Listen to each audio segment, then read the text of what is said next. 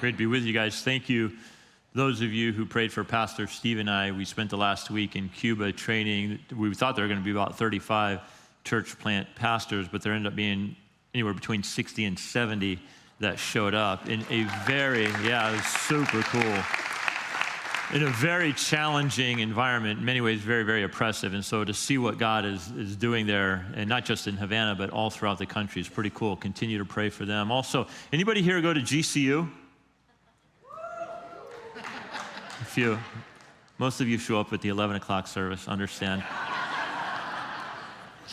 If you're there, come up and say hi to me. I'm going to be speaking at their chapel tomorrow. I spoke last year. They invited me, and it was really cool. I was like, oh, this will be fun. Maybe 400 or 500 students show up. There's about 4,000 or 5,000. Not even a requirement, you know. It's really cool. GCU is great. Send your kids there. Easter, 2 weeks away. So we're going to jam out 4 services beginning Saturday evening, 3 on Sunday morning, and then we're also doing Good Friday service. So all that information and more is on our website, social media. And let me just tell you why this is important for us, why we're doing what we're doing. We've got a lot of really cool things for the kids especially, because one of the things that's important to us here at Illuminate is this concept or this idea of Christian hospitality. And what hospitality is like an unspoken conversation. And so we want people, when they step foot on our campus, especially those that are new, to be overwhelmed by the idea that, hey, we expected you to come. Not only did we expect you to be with us, but we're excited that you're here, and these are the things that we have for you. And so those are the things we want to lead with. So invite your friends, your family, your neighbors. It's going to be an amazing, amazing time. So for the last several weeks, we have been examining the words of Jesus. And we've been allowing Jesus to speak for himself. We've said several times that everybody seems to have their thoughts and opinions about who Jesus is, but just let the man speak on his own. And what you discover is rather fantastic. I mean, it's very profound. And so this morning we come to what I believe might be the most controversial thing that Jesus ever said. In fact, so controversial, this will be the thing that they nail him to the cross for. So I believe that if you were to ask most people in the valley, hey, give us your thoughts about who Jesus is. Who is Jesus to you? What do you think about him? I think in general, the response would be very positive. People will say things like, well, Jesus was a man of love and peace, and he brought a good, positive message, and we could certainly use a little more Jesus in our own time. But what's interesting is that Jesus never really left that as an option, you know, sort of that good moral teacher. Like, Jesus is a good guy, would love to have more of him around. C.S. Lewis said it rightly. He said, if you understand who Jesus is and what he claimed to be, you're left with really only 2 options. Ready? Either you're going to crown him, that is, he will become king over your life and over your world, or you're going to crucify him. There is no middle ground. Jesus just didn't leave that as an option, because the things he said about himself, controversial, kind of in your face. He wasn't this mild dude that just fed people. He kept pressing in, saying, let me explain to you who I am, because it's really important. The way in which you answer that question, who is Jesus? And how you ask it will determine your eternal destination. So there was no middle ground. And here's the statement Jesus makes in John chapter 14. Jesus said to him, I am the way, I am the truth, and I am the life. No one comes to the Father except through me. Now let me put this in its historical context. Because Jesus was a Jew, he was a Hebrew. And the Hebrew concept of God was very different than the Eastern or Western view. For example, the Eastern view of God had this idea that God is in the rocks, he's in the trees, he's in the hills, he's in the mountains, he's in the rivers. There is a spark of the design in all human life. God is essentially everywhere. So if someone said, I am the way to God, from an Eastern perspective, the response would be something like this. Oh, that's interesting. In other words, it sounds like Sounds like you've been enlightened, so tell us what you know. People would be open and receptive.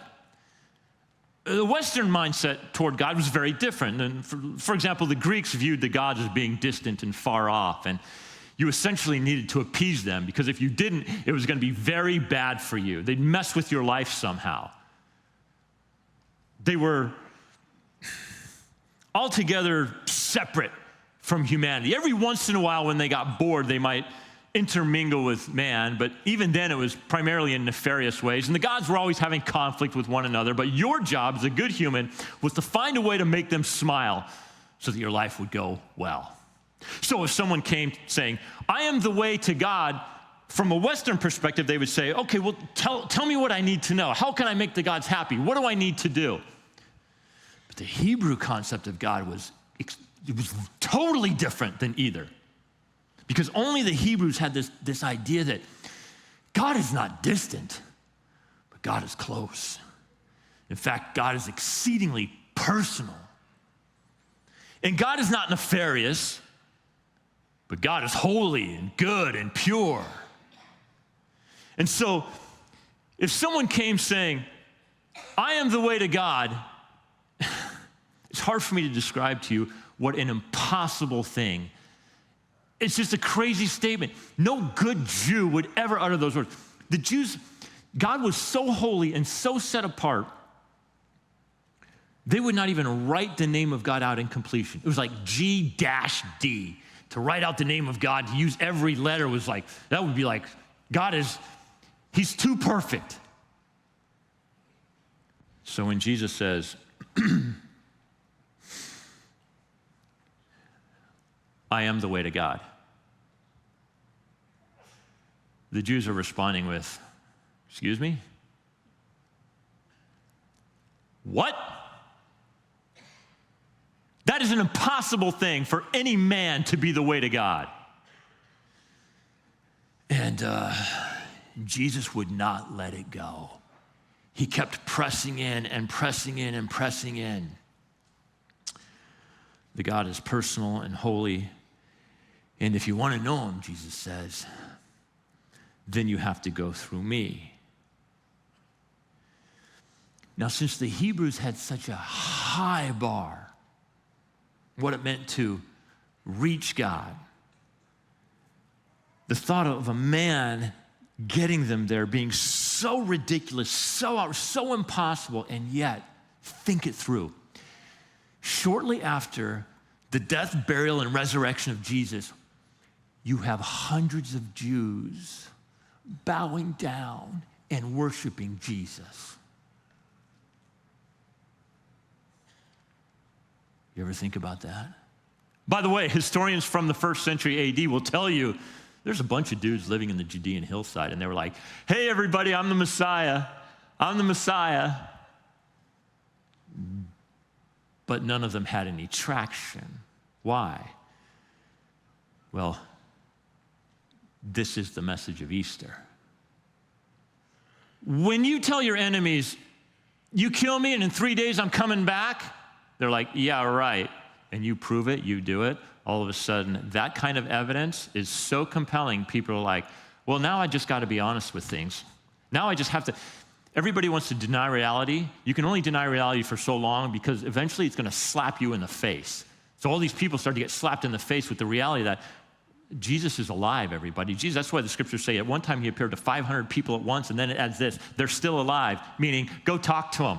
Do your fact checking, and what you'll find is Jesus did what he said he was going to do. So now all these Jews, now they're like, okay, we got to rethink this. Actually, this man is the way to God. So we should probably understand, first of all, that the statement was totally outrageous and audacious, and yet Jesus was able to convince people that it was true about him. So let's look at the claim a little more closely. Here's the backdrop to it. It's nighttime. Jesus is just a few hours from being betrayed, sold out by one of his own. He's going to be arrested, all these mock trials, a very long night for Jesus that culminates in him being nailed to the cross. All of that is just before him. And so he's preparing his men for his departure. And they have gone all in. It's like, they're like, everything we have, they've just dropped it on Jesus. They're like, all right, we believe you're the Messiah. We believe that you are our deliverer. But here's what they didn't know. They're like, we believe all these things, but we're not exactly sure how that's going to happen. How are you going to deliver us? They had a lot of questions, right? And so Jesus says, hey guys, here's the deal. I'm leaving. And they're like, wait, what? You can't leave. Jesus is like, no, guys, I'm leaving.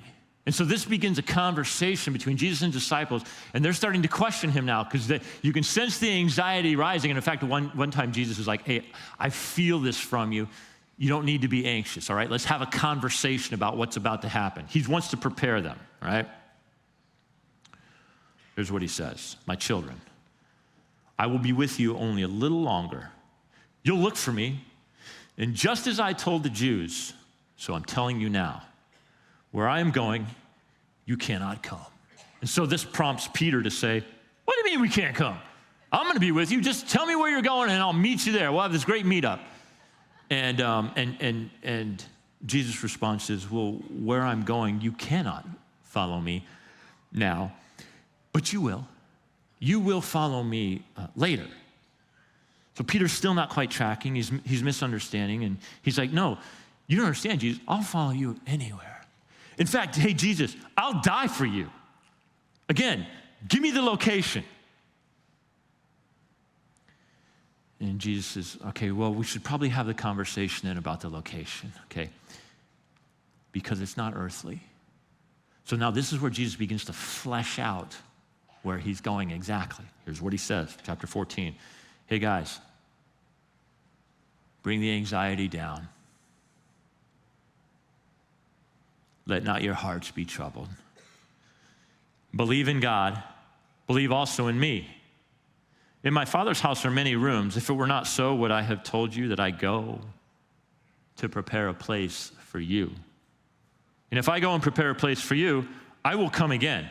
I will take you to myself so that we can be together. Verse 4. And you know the way. You know the way to where I am going. Now, speaking for the others, Thomas says, Lord, we do not know where you are going. Like, where's the destination? So how do we know the way? So Jesus says, I'm going to be leaving. The guys say, we're going with you. Jesus says, no, where I'm going, you can't go. They say, no, but just tell us. just like, give us the GPS coordinates, right? It'll be great. Say, well, here's the deal. You can't Google map this one, boys. But here's the deal. You know the way. You know the way. And Thomas is like, what are you talking about? If we don't know the destination, how do we know the road to get there? How do we know the way? And then Jesus drops it. I am the way. And then he adds to it. And I'm the truth. And I'm the life. And no one gets to God except through me. Now, it's an emphatic statement. It's forceful when Jesus uses this kind of language, when he begins with I am. And Jesus has described himself using these words before, I am. And in John chapter 8, the religious leaders surround him and they're kind of like, who do you think you are? And Jesus says, well, if you're ready for it, I'll tell you. I am. And they're like, the religious leaders like, you did not just say that. And they pick up rocks and they try to kill him. People say, nowhere in the Bible did Jesus claim to be God. Jesus could not be more explicit in his statement of being divine, of sharing the nature of God by claiming the name of God for himself when he says, I am. Because back in Exodus chapter 3, their great patriarch, their prophet Moses, is meeting with God and receiving instruction. And while he's there, he's like, hey, God, when I get back with the people, they're going to be asking me, like, who were you meeting with? What am I going to say to them? And God says, tell them this, I am has sent you, which is a really crazy way to describe yourself, because basically what he's saying is it's the verb for existence. Here's what you need to know. I exist. I mean, there's a lot going on in just that simple verbiage. I exist. I am. And so when they ask Jesus, who do you think you are? And he says, well, if you're ready for it, I am. And they accuse him of being a blasphemer, claiming the name of God for himself. There's another moment where Jesus uses this I am statement. He's got this buddy Lazarus, and Lazarus gets sick and he dies, and he's got the sister Martha, and they're all friends, they're all hanging out, but Jesus has been away, and he comes back, and Martha's like, you're late. He's dead. My brother, your friend is dead. Lazarus is dead. And Jesus, if you would have been here sooner, none of this would have happened. But I know he will be raised again. And Jesus responds by saying, I am the resurrection. Which is like another way. It's like, what is Jesus talking about? Well, what he's saying is, yeah, you're right about Lazarus. He will be raised again, but only because I am the resurrection. You see, what's going to happen is I'm going to be crucified. I'm going to be buried. I'm going to come back 3 days later. Here's the point. I have power over death. See, I'm the first to be raised from the dead. Because I have resurrection power, what that means is I can extend it to anybody I want to. So here's how it goes. I'm going to give that resurrection power to those who believe in me, who trust in me. And doesn't that make sense? If you trust me, but here's the deal. It's going to cost me my life. And by the way, the reason why it's costing me my life is because I'm doing for you what you couldn't do for yourself. I'm going to die in your place. So if you believe that you're a sinner separated from God, all that junk rests on the back of Jesus, all the stuff that you've ever done, Jesus dies in your place, and then he comes to life 3 days later, and now it's like, okay, game on. Jesus did what he said he was going to do, and so now Jesus puts it to you, and he says, do you believe? Do you believe? Do you trust? If so, my resurrection power is now your resurrection power. So these are claims from Jesus, again, always pushing the envelope. Now, question should be asked, what is Jesus the way to? So I've been misleading you this whole time on purpose, because I've been saying Jesus is the way to God. That's not actually what the text says. What Jesus says is, I am the way to the Father. This is so good. Jesus places you into God's family. There's no other way you can be. People will say, we're all God's children. Not according to the Bible, not according to Jesus. God's children become his children because they're placed into the family through relationship with Jesus. So it's a little bit like this. My oldest son got married a few years ago. I have a wonderful daughter-in-law. Her name is Roxanne. And at the reception, I'm giving a little speech. And I said some words to my son, and then I looked at my daughter-in-law, my daughter-in-law, Roxanne. I said, Roxanne, you are now a Fritz. For better or worse. You carry the Fritz name. And what that means is you are in the Fritz family. I've just gained a daughter. But here's what it means for you. You have all the rights and privileges of being a Fritz. Key to the house is yours. The light is always on for you. Front door is always unlocked for you. Whatever honor we might have as Fritzes, you get to participate and partake in that honor because you are now in our family. Jesus doesn't say, I'm the way to the big guy. I'm the way to the man upstairs. Hey, you want to get to the boss? You got to go through me. That's very impersonal language. Jesus says, I'm the way to the Father. It's been said that, having a child is like having your heart outside of your body. Isn't that true? Isn't that a beautiful way to put it? It's like wherever your kid goes, no matter how old they are, your heart is out there. House is on fire. What does Dad do? No thought of concern for himself. He rushes in and he saves his kids. So, Jesus places you into the family of God, and you have the most perfect heavenly Father who actually did rescue you from the flames. So, if your view of God is anything other than a Father who loves you, then you actually don't know Jesus. Because he says, I'm the way to the Father. He says also, I am the truth. Wow. What a statement for our time. What is truth? People have been asking this for centuries. Even Pilate, standing for Jesus, before Jesus. Jesus is making all these claims about something, truth. And Pilate's like, what is truth? In our time, people don't believe in absolute truth. There is no such thing as absolute truth except that statement, I guess. And so what one of Jesus' closest followers, this guy named John, he kind of anticipates this kind of thinking, and it's super relevant for our time. But first, let's read what John says. Because remember, Jesus says, I am the truth. He uses a definite article there. He doesn't say, I am a truth. He says, I am the truth. So John chapter 1, verse 1, this is like, hey, let me tell you about my friend Jesus, and how can I start? Well, let me start with all of you who are rational, reasonable, thinking people of logic. Let's have that conversation about Jesus. And he uses languaging just for you. I'll show you. Watch this. John chapter 1, verse 1. He says, in the beginning was the Logos. English translation is word. Literally Logos. In the beginning was the word. In the beginning was the Logos. And the word, that is to say, the Logos, was with God. This is all the language of Genesis 1:1, by the way. So if you're a Jew reading it, you're like, oh, this is retro. This is a throwback to God's creation. Yeah, it's saying, yeah, Jesus was there. He was the Logos.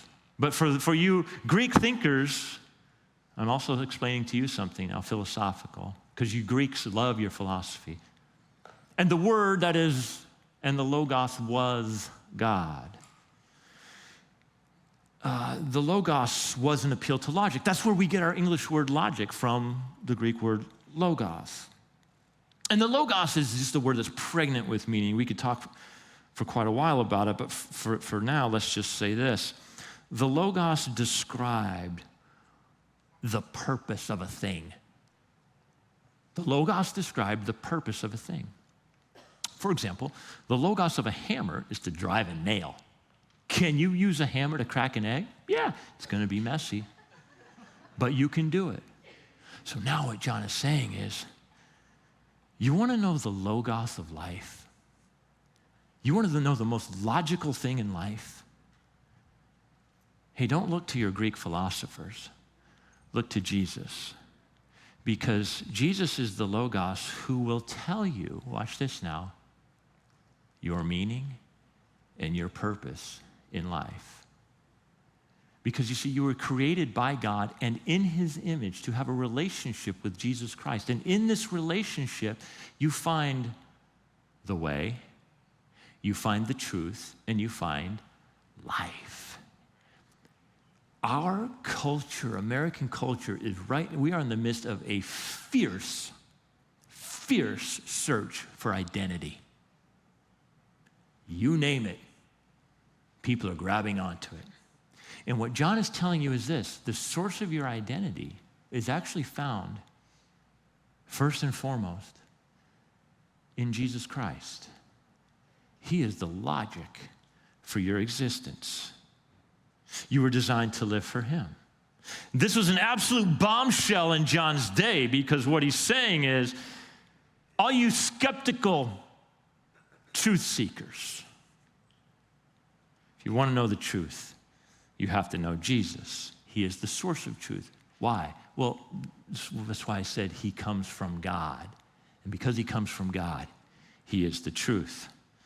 So this is John's way of emphasizing what Jesus is saying about himself. He's telling people that all of your searches for truth have to go through Jesus. in any other way, well, I can tell you this, it's not going to bring you life, because your search for truth will directly impact the way you live your life. And that's why Jesus follows up with, I am the way, the truth, and the life. Living for anything other than Jesus, ultimately, is going to let you down. Even those who claim to love you the most are imperfect people. My wife is amazing. She's nearly a saint. Imperfect. If she's the ultimate source of life for me, if she's the ultimate, if she's the one who gives me life, the ultimate sense of life, purpose for existence, I'm gonna be let down. If I am her ultimate source of existence and purpose and meaning, she's gonna be a wreck.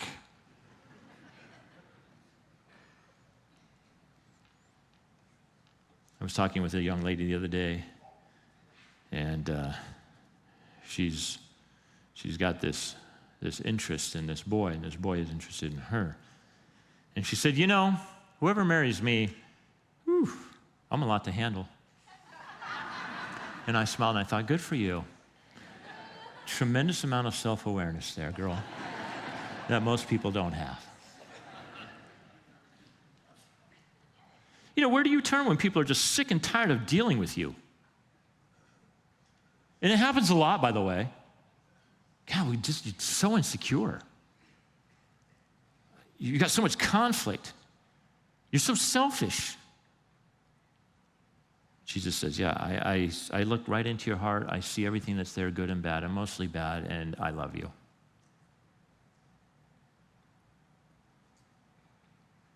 Let me be quick to add, this is not a striving to be perfect, because Jesus was perfect for you.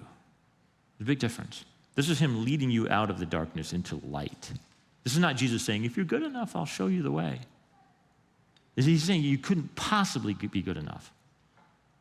You're not good enough on your own, so go ahead and take my hand, rest in me, and I'll show you how life was meant to be lived. Now, I'm sure at some point, as Jesus was making these audacious claims, people were like, oh, no, Jesus, why'd you have to go there? It was just fun just watching you heal people and feed people and drop some profound truths, man. But now you got to mix. Jesus, you like that little ball in the paint can, mixing it, stirring everything up. Can you just chill out a little bit? Like the only way to God? Please.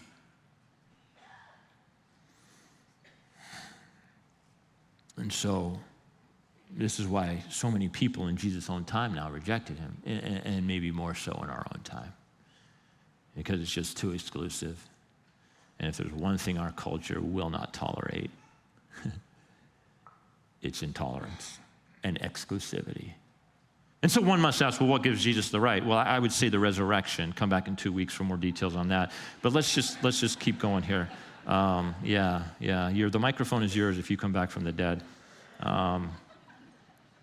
But let me give you a different perspective on this, all right? Christianity is the most inclusive thing in the world. Most people on earth believe that only the good find God.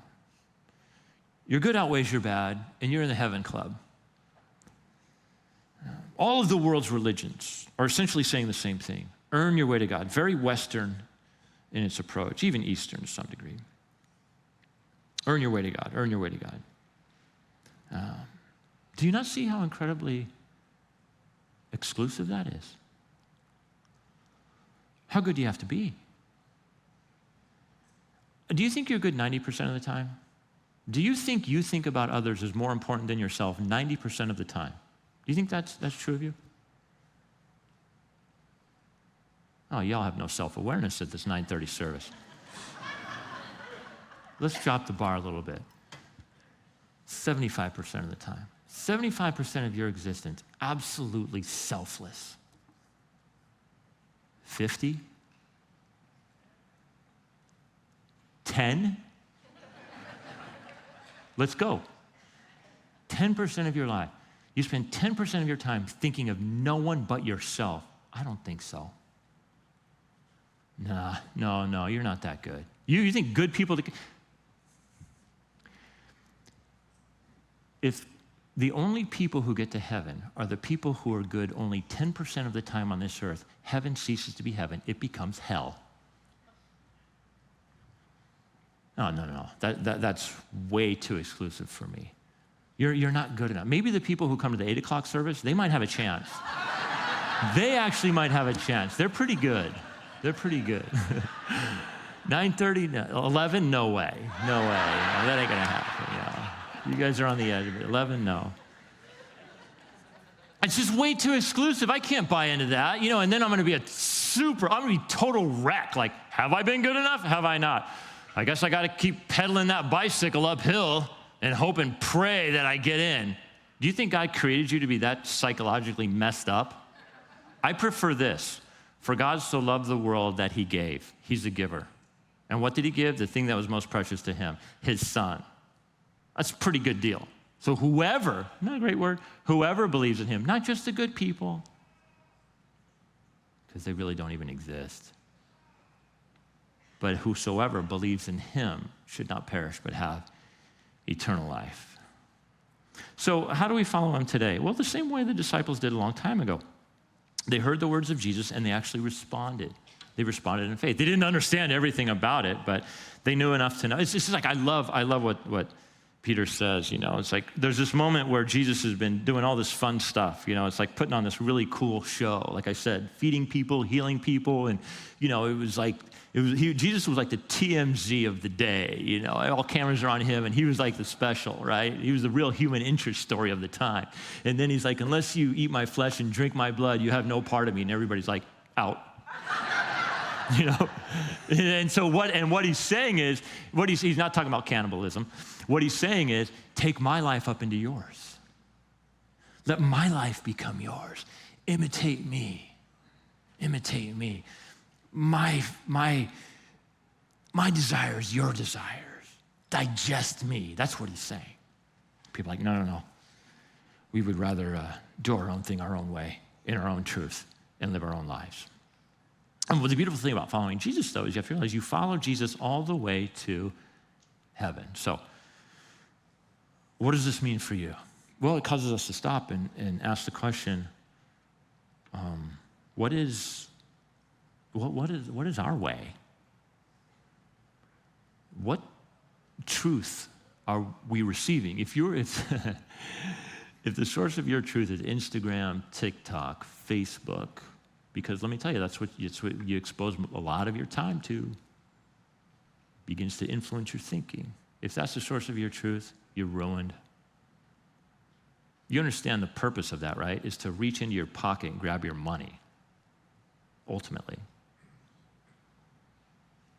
So I love the life aspect of it, because basically, in philosophy, if you study philosophy, there's this principle they don't talk a lot about, because it kind of exposes the weaknesses. This is the true, let me tell you this way. This is the true test, okay, of any philosophy, of any worldview. Here's the truest test. What kind of life does it lead to? That might be the ultimate test of any worldview, is its livability. I'll say it that way. The ultimate test of any worldview is its livability. And so that's why Jesus added this life part. Hey, when my life becomes undone, it's because I'm not acting on the truth that I find in Jesus. I can tell you that. So what does it mean for you? You say, hey, listen, I've been making some really bad decisions lately, and I've been like, spending my time and effort on things that are just, they're like, it's like being in an endless loop. And you've lost your way. And your search for truth has led you to a point of deep distrust and skepticism. And that's why there's such a nihilistic attitude, I think, that permeates our culture, is because we've been trying to live out all these truths that are just absolutely unlivable in the end. And that's the beauty of Jesus coming on the scene and saying, hey, I'm your rescue. I'm the way, the truth, and life. So I'm going to ask you to bow your heads and close your eyes and just let the Spirit of God do his work.